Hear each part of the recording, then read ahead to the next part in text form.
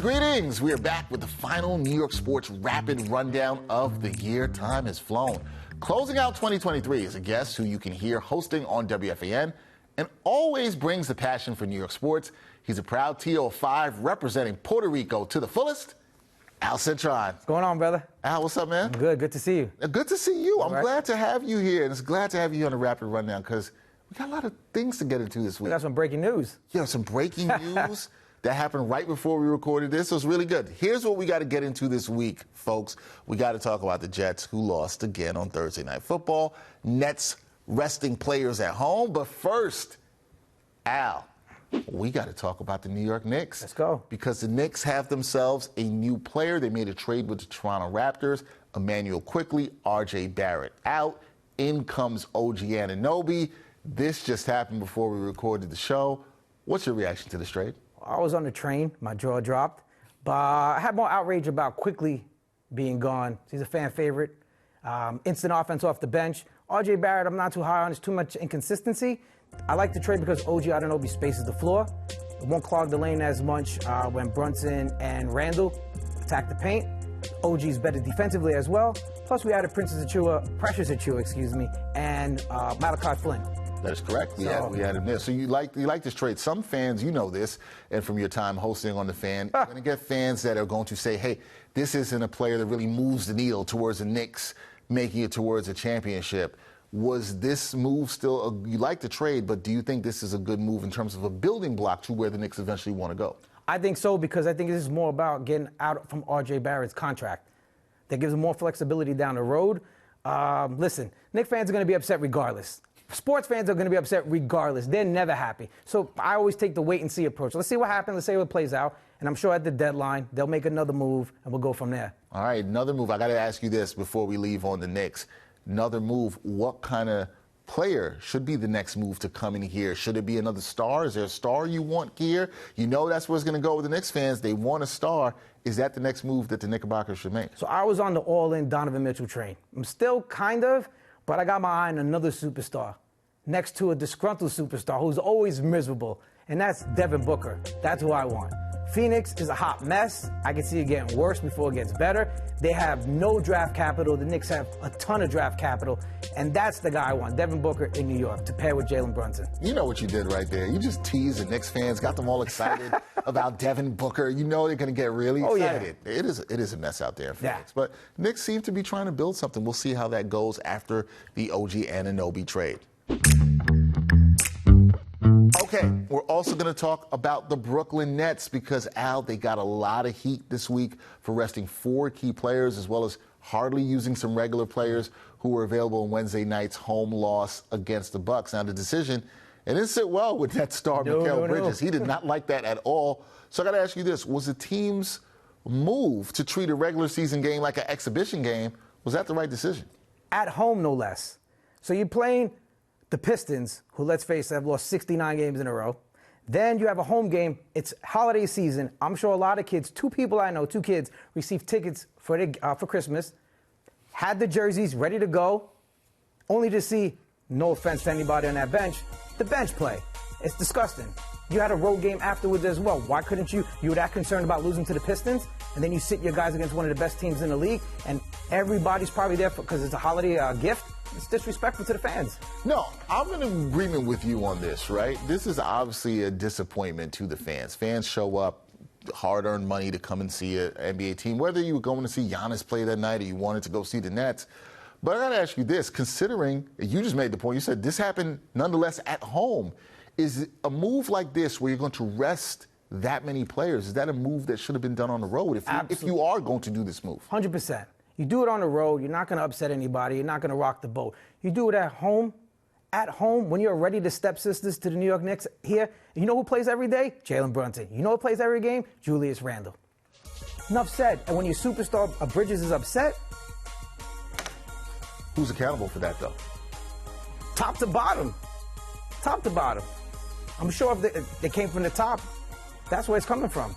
Yeah, and that's the thing. You saw Jacques Vaughn. He had to talk about this after, but you wonder where from the top, if you're going to hear this from Joe Tsai or Sean Marks, Fans were not happy about this. Mikal Bridges not happy about it at all whatsoever. We'll see if that ever happens again. But yeah, I'm kind of with you. If you're going to do that, do it on the road. Do it on the road. Yeah, that might be the better move there.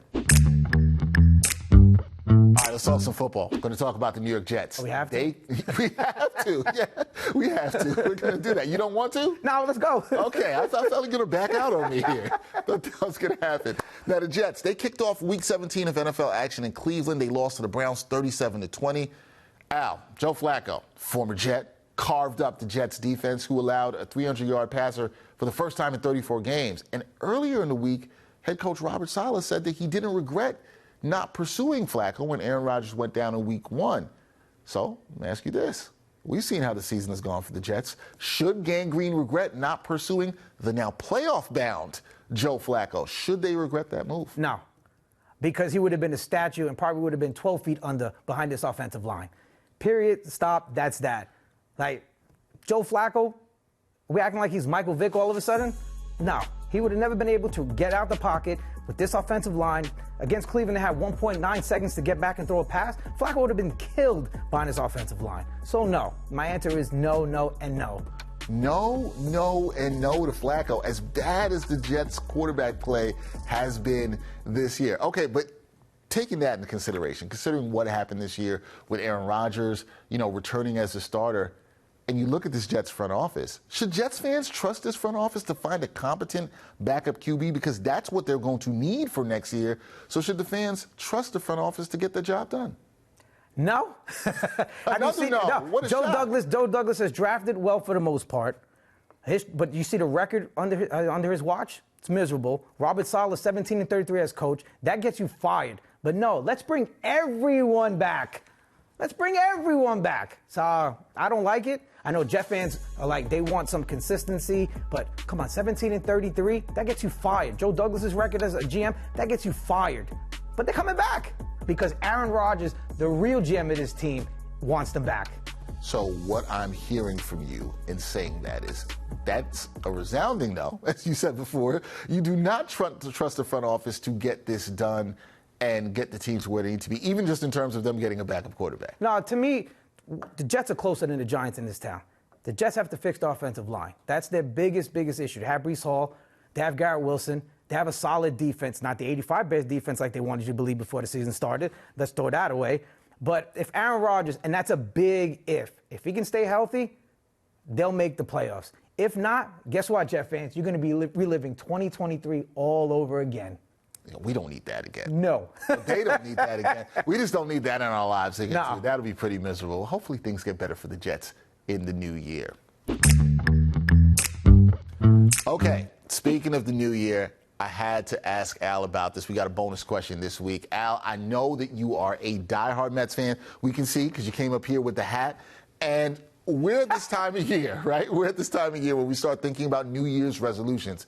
So what's your one New Year's resolution for the Metropolitans as we embark on 2024? And your answer cannot be no to this. You have to actually give me a resolution. No, I have an answer. Oh, I know you have something for this. I know you do. So what's your New Year's resolution for your Mets? Do I only get one? You know what? We'll give you a couple. We got some time. Right. I got one for the fans. Okay. Can we wait to spring training before we lose our minds? Can we wait? Opening day is what, 3.5 months away? 3 months away, excuse me? Something like that? Can we wait before we lose our stuff? And for the organization, all I want is to make the right moves to put a competitive team on the field because I want to be able to go to Met games past June because the season was over in June this past season. So I trust this ownership to get it right. They'll put a competitive team on the field, and we will be, come the trade deadline, we'll make a bigger move, and we'll be in the playoffs. So Met fans, take a chill pill, relax, enjoy your eggnog or coquito on New Year's Eve. Relax. I like that you're giving the people good vibes to relax. Don't get stressed. They don't like to hear that. They don't like to. No, but sometimes you gotta take it easy. So I gotta ask you this before we go. Since you just gave a resolution, you want the fans to relax. You want the front office to make the right moves to get the team back to where they need to be. Are you optimistic about 2024 for the Mets? Yeah. I mean, until I see otherwise, it's not like he hasn't tried. The Mets are not a small market team like some want you to believe that they're operating. If we were able to see the books, I'm sure the one color in those books is red. When Steve Cohen took over, I'm sure it was all red. So for Met fans to be comparing previous ownership to this ownership, you are bugging. It's not the same thing. When you offer somebody 12 years, $325 million, that's not a small market offer. Facts. No, you're right there. So the optimism is real. I'm glad you have optimism for the Mets in 2024. I'm one of the few positive Met fans. I mean, if you look on social media, you lose your mind at all the negativity. Well, listen, you do a great job hosting Thank the you. fan, and sometimes you have to deal with some negativity there for some callers. I've seen it. I've been there with you. I've seen it happen. But love the work you're doing on the fan, Thank my you. guy. I appreciate it. Please continue to do that great work. Really good to see you. And I'm glad you were able to join me on the New York Sports Rapper. Thanks for the invite. I hope it's not the last time. No, definitely not the last time. Definitely not last time. You know I love talking sports with you. That is my guy, Al Cintron. Check him out on WFAN. He does such a great job on there. Support him. Go follow him. My infamous take on all social media platforms, on right? Instagram and X or Twitter, whatever they call it these days. There you Absolutely, go. yeah. Give that man a follow. Al, appreciate you. We'll have you on next time on New York Sports Rapper. Thank you, brother. Appreciate it. Happy New Year. Happy New Year to you.